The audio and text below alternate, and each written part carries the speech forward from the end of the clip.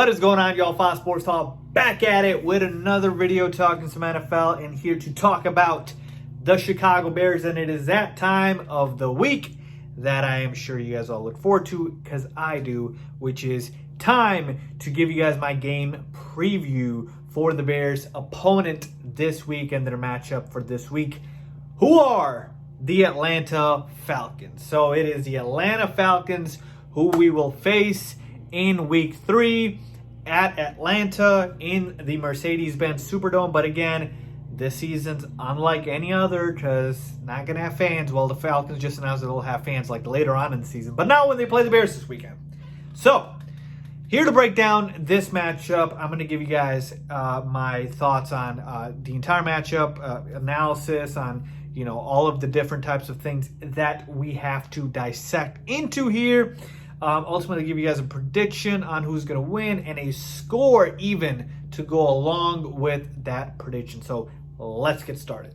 Okay, so before I dive deeper into my analysis, let me first talk about the spread for the matchup, what the odds makers are saying, what Vegas is saying about this matchup, and where people are putting all their money on. And right now, at the time I'm making the video, the Bears are underdogs in this matchup. So the Falcons are favored in this game, and they're favored by 3.5. Okay, usually you give the home favorite 3 points, and so the Falcons are getting a little bit more respect than that. So the Falcons are favored in this matchup. Don't get that mistaken, all right? So Vegas thinks the Falcons are the better team, even though the Falcons are 0-2 and the Bears are 2-0.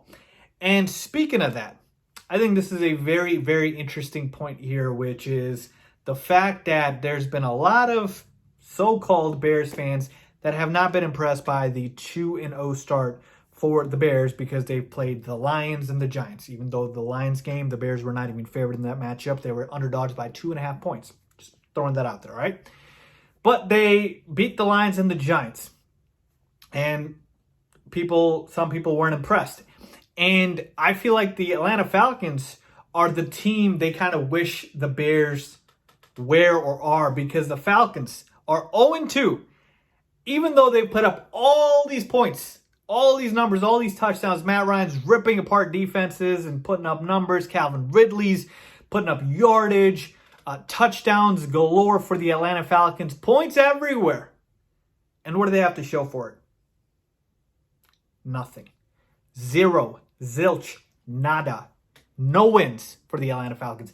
And it's crazy that some people would take that over the Bears being 2-0 like the Bears are. Again, I don't know what to say at that point. I'm certainly not one of them. I've told you this. It is hard to win this league. Wins are hard to combine in the NFL. I'll take every win I can get, even if they're ugly. Wins, like Akeem Hicks said, they're delicious. I'll eat them every day of the weekend, twice on Sunday. So give me all the wins. I don't care how I get them.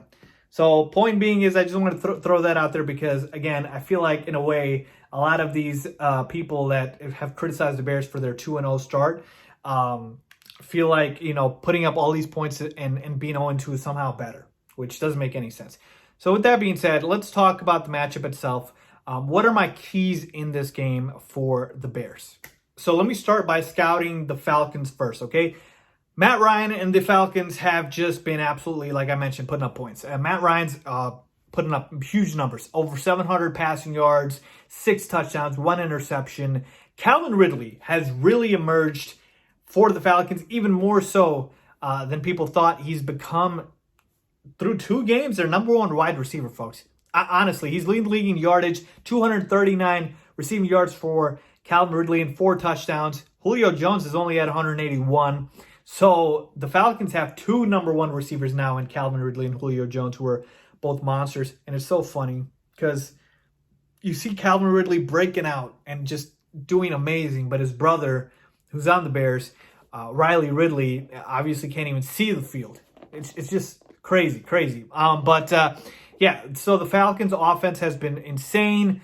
Even their third receiver, Russell Gage, has been putting up a decent amount of yardage. Hayden Hurst, tight end they acquired from the Baltimore Ravens, has been solid. And then Todd Gurley, their running game has been okay. Hasn't been, prime LA Rams Todd Gurley, but he's been fairly solid for them. So the offense at Atlanta is very good. Very good.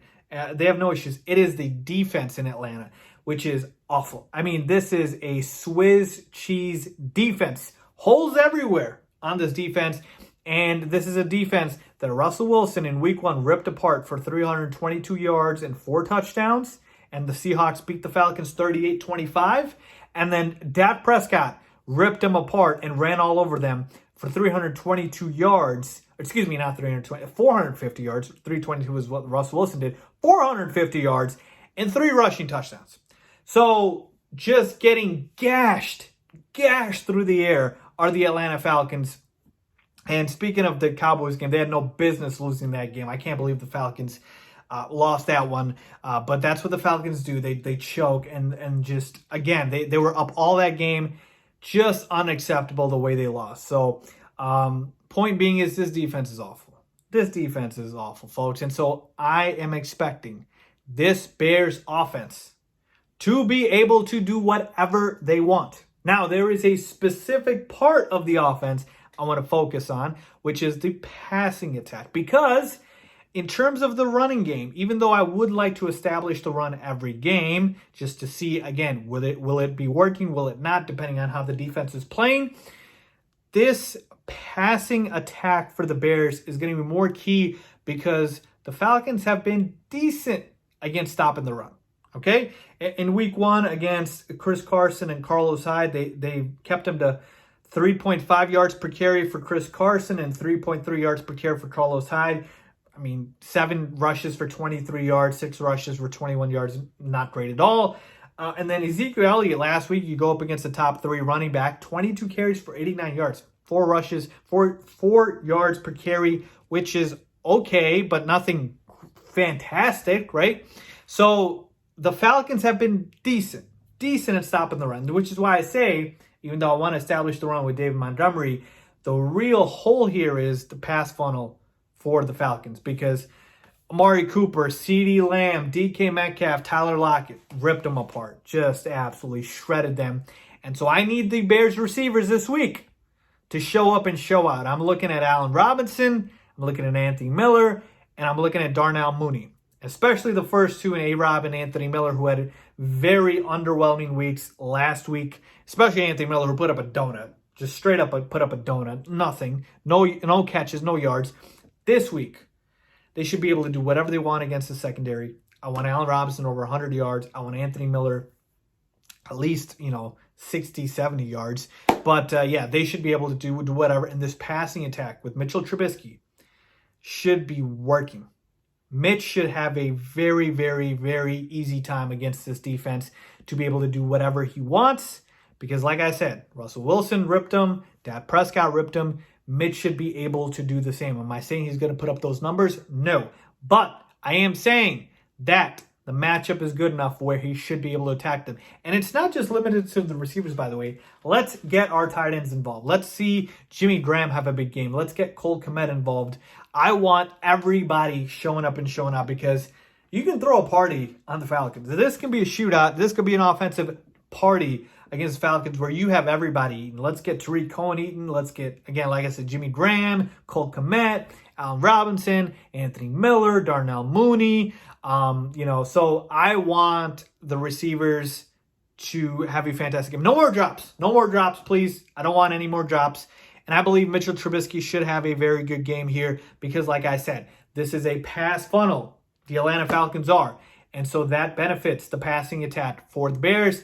Again, not saying we shouldn't run the ball, but Falcons have shown more pass funnel tendencies than run funnel. They've been better in run blocking, in stopping the run than they have been stopping the pass. So I expect Matt Nagy to see this on tape and understand that he is going to be able to do whatever he wants against his defense through the air, and he better start looking to do that against the Atlanta Falcons. Now, in terms of defensively, with the Falcons, a couple of keys here. You got to get pressure on Matt Ryan. You have to because Matt Ryan does not run or scramble. He's a pocket quarterback, very good pocket quarterback. But again, you got to get pressure on him because he can't beat you with his legs. All right, so I need Khalil Mack and Robert Quinn to show up like they did last week. They had a sack. Each of them did. But I need to see more. All right, they're getting paid a lot of money. Let's show up here with the pass rush. All right, I need that. I need the receivers for the Falcons to get jammed at the line. All right, I want our corners, our DBs, to very much just give Julio Jones and Riley Ridley as difficult of a time as possible. That could be jamming them at the line. That could be, getting very aggressive with them. Now, obviously, don't commit dumb penalties, but you got to make it hard for Julio Jones and Calvin Ridley because they could change everything with one play. Literally, you could have an amazing, 2-3 stops, or maybe 2 stops, 2 great stops, right? 2 sacks, and then Calvin Ridley breaks you apart, busts open for an 80-yard touchdown, or Julio Jones is the same. I mean, I feel kind of, bad now. Jalen Johnson, a rookie quarterback, is going to go up against Julio Jones and Calvin Ridley. I mean, that's just going to be a tough assignment for him. But, yeah, you got to do what you got to do and take them out of the game. I know it's going to be hard to stop them. You can't stop them. You have to just slow them down. But let's funnel. If you got to funnel it to Hayden Hurst, the tight end, or Russell Gage, the third receiver. All right? If somebody's going to beat us, let it be them. Don't let it be Julio Jones and Calvin Ridley because you know what they're capable of, all right? So I need that on the defensive side of the ball. I need them to focus on getting pressure on Matt Ryan and making life miserable for Julio Jones and Calvin Ridley, okay? Because, again, I'm not as worried about Todd Gurley. I'm not as worried about the tight end Hayden Hurst. I'm not as worried about Russell Gage. If they beat us, so be it. I'd rather focus on the main people that have been doing the damage, and Matt Ryan and the 2 receivers. So again, are the Falcons a tough team? Certainly. They are better than the Lions, I believe, and they're better than the Giants. So this is certainly going to be the Bears' toughest test so far this season. This is the best team that they've played so far this season. I agree. But are the Atlanta Falcons, unbeatable? No, because we've seen they're 0-2. So you can certainly beat them. So to me, I think the Bears can win this matchup. And you know what? I'm going to go ahead and do that and pick the Bears to win this matchup because you know what? The Bears can go ahead and score and put up as many points as they want on this pathetic, porous Swiss cheese defense. And on the other side of the football, they can get pressure on Matt Ryan. They can make it difficult for the receivers. And hopefully this defense is able to neutralize this Falcons offense because we know on our offense, we should be able to do whatever we want. So to me, I am picking the Bears to win this game, even though they are underdogs. All right? So I am going out on a limb here because they're underdogs. I am picking the Bears to win this game 31-24. Yes, I'm going with 31 points because last week, obviously, I predicted a high-scoring game. Didn't happen. It started off good in the first half, but the Bears' offense stalled out. But this week, I expect the Bears' offense to put up points. Certainly, I don't like the fact that I have 24 because that means you're allowing 24 points, but you got to give some credit to this Atlanta Falcons offense. And our defense has not been that great. They've been mediocre. They've been okay. Nothing special. All right? So, offensively, I need Mitchell Trubisky to do work here. I need the receivers to show up. No drops, please. Get the tight ends involved. If the running game was working, go for it. But this offense should be able to do work against the Atlanta Falcons. I'm picking the Bears to win this game and move to 3-0 on the season. So let me know if you guys agree or disagree. Leave a comment down below. As always, thanks for watching.